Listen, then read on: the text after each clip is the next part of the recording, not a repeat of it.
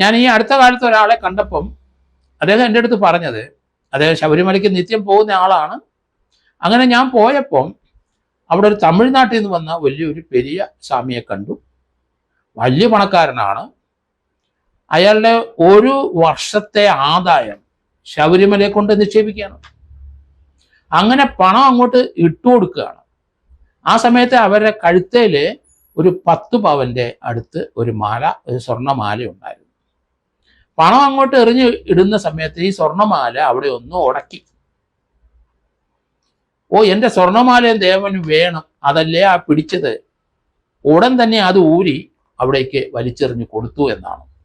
ദേവൻ അത് ആവശ്യപ്പെട്ടു, അതുകൊണ്ടാണ് എൻ്റെ സ്വർണ്ണമാല അവിടെ ഉടക്കിയത്. ഇതൊക്കെയാണ് ശബരിമല അയ്യപ്പനെ സ്തുതിക്കുന്നവരും അയ്യപ്പനെ ആരാധിക്കുന്നവരും അവരുടെ അയ്യപ്പനെ എത്ര കൊടുത്താലും അവർക്ക് മതിയാകില്ല.